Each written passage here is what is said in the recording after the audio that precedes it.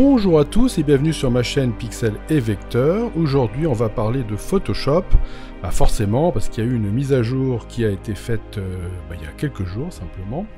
Et je voulais pas vous faire le catalogue complet des nouveautés, mais vous montrer les nouveautés qui me paraissent toujours pareil, le plus important pour la production encore. Vous voulez vraiment travailler avec Photoshop. Alors, déjà, premièrement, vous pouvez remarquer que le Photoshop s'appelle 2024, voilà, déjà. Et si vous regardez ici, vous faites à propos de Photoshop, vous verrez que on est dans la version 25, voilà. Alors, juste pour ceux qui travaillent aussi avec la version bêta, la version bêta a aussi un peu évolué, je vous en parlerai dans une autre vidéo, et vous allez voir, vous voyez, elle a changé aussi de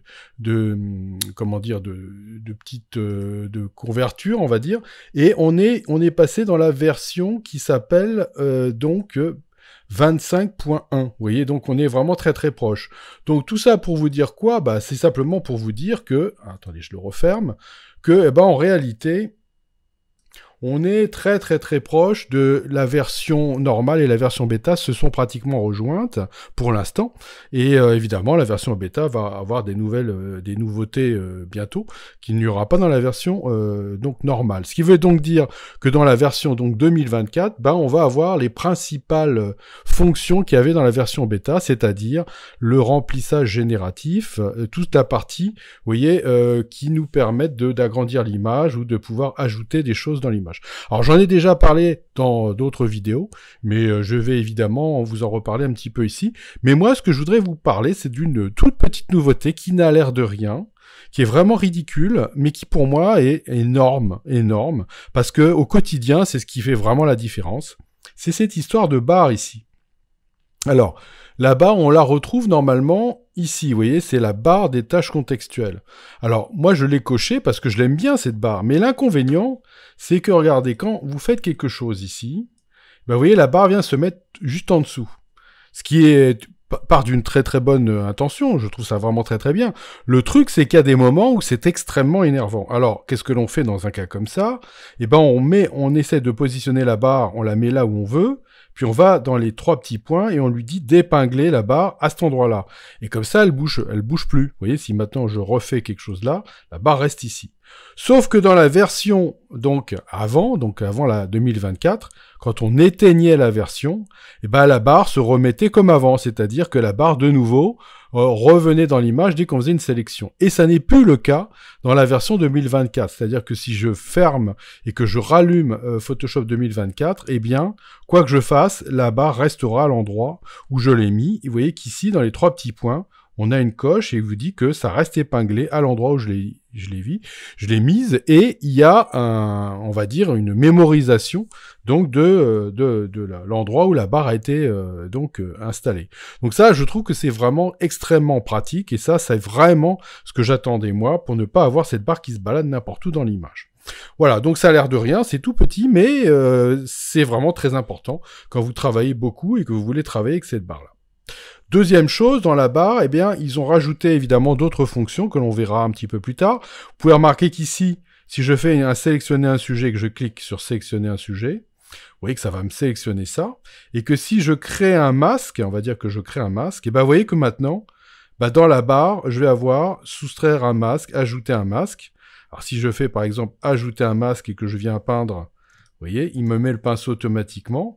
Vous voyez que je peux récupérer, en réalité, qu'est-ce qui se passe? Je peins en blanc sur mon masque. Et si je lui dis de soustraire le masque, je peins en noir sur mon masque. Donc, il n'y a rien d'extraordinaire, bien évidemment, mais c'est juste, voilà, il vous a rajouté des choses ici, et puis là, vous avez à voir, vous voyez, des petites fonctions ici. Vous voyez, vous avez donc toujours le petit message qui vous permet de voir que c'est modifier le masque, supprimer, etc. Bon, vous pourrez aller voir ça. Vous voyez que ça vous permettra, vous voyez, de voir, est-ce que vous voulez voir votre masque comme ça? Est-ce que vous voulez le voir comme ça? Oui, je trouve que c'est assez pratique. Ou est-ce que vous voulez voir avec une incrustation? Ok, super. Est-ce que vous voulez qu'on supprime le masque? ou est-ce que éventuellement vous voulez qu'on modifie le masque et le contour progressif du masque, sélectionner, aller sur l'interface sélectionner et masquer. Donc vous voyez des petites choses qui ont l'air de rien, mais qui sont vraiment très intéressantes je trouve. Voilà, donc je vais revenir avant un petit peu. Alors vous voyez, je vais tirer ma barre là, et je vais remonter un petit peu plus haut jusqu'au moment, voilà, on en était ici. On va désélectionner, voilà, je vais revenir ici.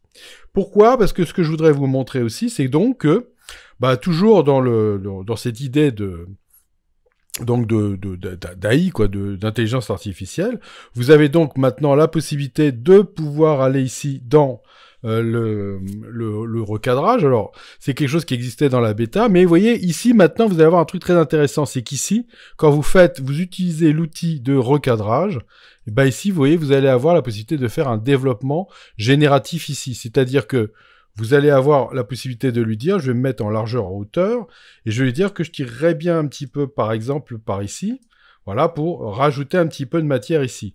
Je vais lui dire OK, et comme j'ai mis le développement génératif, il va donc me faire, vous voyez, l'intelligence artificielle va essayer de comprendre qu'est-ce qu'il pourrait y avoir normalement si on avait fait la photo plus longue, voilà, vous voyez, elle me comble là, et j'ai 3 variantes ici dans la partie des propriétés, celle-là, celle-là, et celle-là. Voilà, la première me paraît la mieux.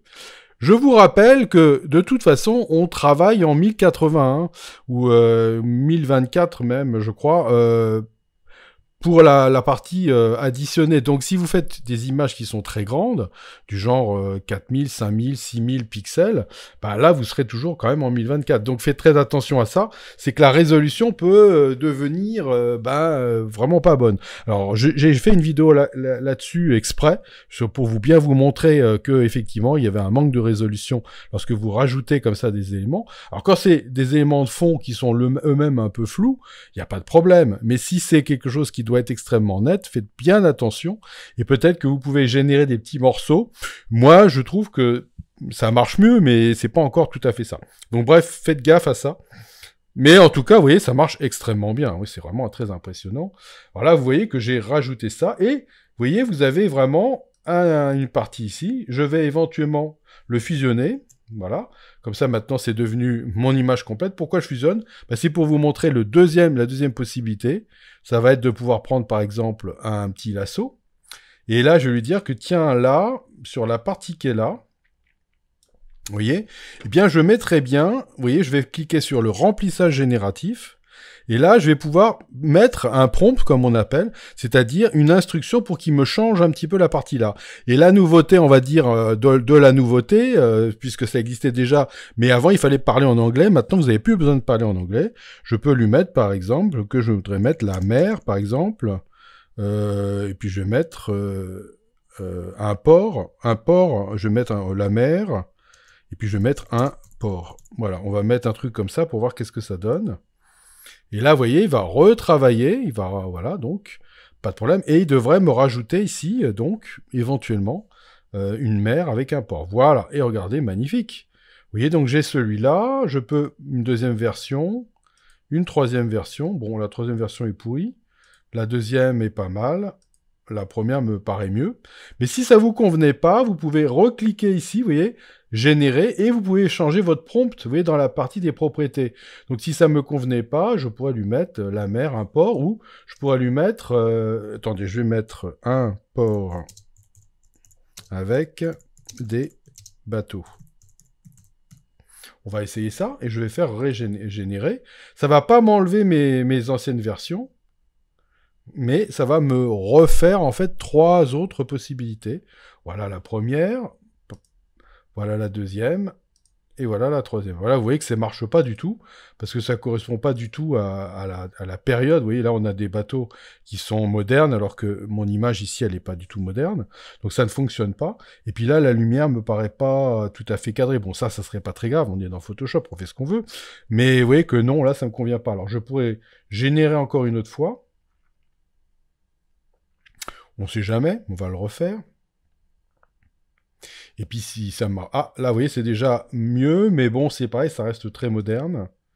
Donc il aurait peut-être fallu que dans mon prompt, Voilà, ça marcherait peut-être un petit peu mieux. Mais je vous rappelle que vous regardez vos anciens prompts, donc si finalement je me dis, bon, finalement celui-là il était pas mal, ça marchait bien sans les bateaux, bah, je pourrais me remettre là-dessus. Donc vous voyez que là, il y a effectivement une énorme amélioration à ce niveau-là, ça marche vraiment très très bien. Voilà, autre petite chose qui ont été améliorées aussi dans l'image, je vais pas effusionner, mais c'est simplement que ce soit plus simple, et ben c'est le fait que votre outil de suppression, là, l'outil de suppression, qui existait déjà hein, dans la version d'avant, la 2023, dernière version, bah maintenant, on n'a pas besoin de remplir les choses, c'est-à-dire qu'on a simplement besoin d'entourer, c'est-à-dire que si, ici, je lui dis, tiens, je vais simplement entourer. Vous voyez, hop, ça va se remplir instantanément dedans, et hop, oui, ça l'a enlevé. Alors, si vous voulez pas que ça aille aussi vite, bah, vous décochez, déposez après chaque trait. Alors, je vais annuler ce que j'ai fait. Vous voyez, je vais enlever ça, et de ce fait, là, vous voyez, je vais entourer de la même manière ici. Voilà. Et là, vous voyez, ça l'entoure, et comme ça me permet de voir, et de me dire, attendez, je vais faire aussi la partie qui est là, vous voyez, j'entoure cette partie-là, hop, voilà. Ah, tiens, là, ça me l'a pas entouré, là, vous voyez. Ah, bizarre, parce que on a ajouté aussi un plus et un moins, ici, vous voyez. Donc là, tiens, je suis étonné que ça l'ait pas entouré. Ah, bah, vous voyez, on va le faire comme ça. Bon, bah, vous voyez, là, pas de chance. Ça l'a pas fait, normalement. Alors, peut-être que si j'annule les deux, alors, vous voyez, on va annuler. Et je vais faire, alors, un entourage comme ça. Alors là, ça l'a fait. Ouais, c'est la première fois, donc après. Et là, éventuellement, s'il y a quelque chose qui vous plaît pas, vous pouvez aller cliquer sur le petit moins et lui dire, oh, finalement, j'aimerais bien garder ça. Voilà. Alors là, par contre, vous êtes obligé de le peindre, voilà. Et puis après, bah, je vais cocher ça. Et puis vous voyez qu'il va donc travailler sur la suppression. Voilà. Donc là, vous voyez une amélioration aussi à ce niveau-là qui marche vraiment très très bien. Voilà. Donc bon, si vous avez besoin d'avoir un peu plus sur d'informations sur comment dire le remplissage génératif, j'ai une vidéo hein, que j'avais fait il y a pas très longtemps qui était sur la version Photoshop bêta. Donc vous pouvez aller voir pour avoir de plus amples renseignements. Mais fondamentalement, vous voyez, c'est l'intelligence artificielle, donc ça se fait tout seul. Voilà, donc vous voyez, c'est vraiment très très puissant, mais pensez bien que pour tout ce qui est remplissage, il y a la limite des 1080 ou des 1024 pixels. Je sais pas si c'est 1080 ou 1024, mais de toute façon c'est petit. Donc si vous avez des grandes images, ça fonctionne pas. Hein. Vous aurez des flous si vous êtes dans des parties très nettes. Donc faites très attention à ça. Mais si vous faites des images uniquement pour Instagram, bah alors là il n'y a aucun problème, ça va très très bien marcher. Voilà, et puis sinon, bah, pour le supprimer, bah, évidemment, vous n'avez pas cette limitation-là. Et quand vous faites un supprimer, bah, vous avez bien la résolution de votre image. Donc là, c'est vraiment très très intéressant.